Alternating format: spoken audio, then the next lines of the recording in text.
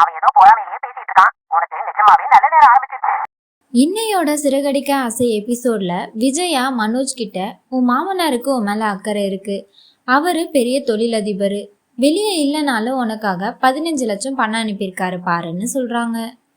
உடனே முத்து அவங்க அப்பா பெரிய தொழிலதிபர் 15 லட்சம் கொடுத்துருக்காரு, ஆனா எங்க அப்பா வெறும் ரயில் இன்ஜின் டிரைவர் தான், அவரு இவனுக்கு 27 லட்சம் கொடுத்துருக்காரு, அதுதான் பெருசு அப்படின்னு சொல்றாரு. மனோஜ் நல்லா வந்துருவான்னு வைத்திருக்கு, அதான் இப்படி எல்லாம் பேசுறான். கரெக்ட்டுமா, என் பேர்ல வந்த பணத்தை வச்சு நான் எப்படி மறந்து காட்டுற மட்டும் பாரு. உன் பேருக்கு வந்துச்சா? அப்பா நீ இப்போ எனக்கு பணம் அனுப்புறோன்னா என் பேருக்கு தானே அனுப்புவ? அவங்கவுங்க அப்பா அம்மா அவங்கவுங்க பசங்களுக்கு பணம் அனுப்பணும்னா அவங்கவுங்க பேருக்கு தானே அனுப்புவாங்க அப்படின்னு கேட்குறாரு முத்து.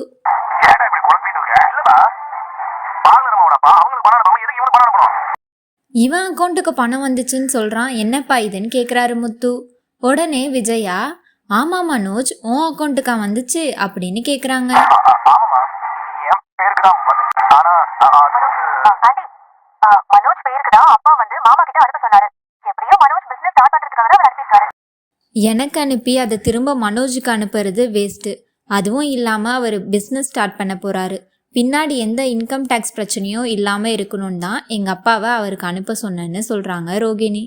அவன் பொண்டாட்டி சைட்ல இருந்து எதுவுமே வரப்போறது இல்ல, அதான் இப்படி எல்லாம் பேசிட்டு இருக்கான். இந்த பத்தி பேசலன்னா உங்களுக்கு பொழுதே போகாது இல்ல சார். ஆனா என் வீட்டுல இருந்து தான் வாங்கி பழிக்கணும்னு என் புருஷனுக்கு ஒன்றும் அவசியம் இல்லை, அவர் சொந்தமாவே உழைச்சு சம்பாதிப்பாரு. மீனா வீட்டில் இருந்து யாரும் எதுவும் கொடுக்க வேணாம், ஏன்னா காரே அவள் சம்பாரித்து வாங்கி கொடுத்தது தான்னு சொல்கிறாரு முத்து. சாப்பிட்ற இடத்துல எதுக்கு ஆள் ஆளுக்கு பேசிகிட்டு இருக்கீங்க, சாப்பிட்டு அவங்கவுங்க வேலையை பாருங்கன்னு சொல்கிறாரு அவங்க அப்பா. ஒரு காரியம் இருக்கா? என்னோட சர்டிபிகேட் நான் பாத்துக்கல. என்ன மாதிரி கேள்வி கேக்குற? உன் பேர்ல பணம் வந்துச்சுன்னு ஏன் எல்லாரும் முன்னாடியே சொன்னேன்? எனக்கு பணம் வந்த சந்தோஷத்துல நான் லைட்டா உளறிட்டேன். அப்படியே பணம் எப்படி வந்துச்சுன்னு போய் உளறிடு. மொத்த பணத்தையும் தம்பி வாங்கிட்டான்.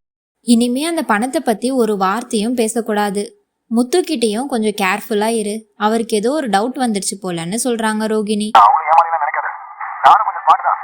இப்போ பணம் நம்ம கையில இருக்கனால தான் அவன் கேள்வி எல்லாம் கேட்கறான். சீக்கிரமா எல்லாத்தையும் செலவு பண்ணி காலி பண்ணிடுவோம். சீக்கிரமா பிசினஸ் ஸ்டார்ட் பண்ணி அதுல இன்வெஸ்ட் பண்ணலாம் சொல்றேன். அதுக்காக அவசரப்பட்டு எதுலேயும் காசு போட்டு ஏமாந்துராத, நான் சொல்கிற வரைக்கும் வெயிட் பண்ணுன்னு சொல்கிறாங்க ரோகிணி. சீரியல் அப்டேட்ஸ் தெரிஞ்சுக்க நம்ம சேனலை சப்ஸ்கிரைப் பண்ணிக்கோங்க.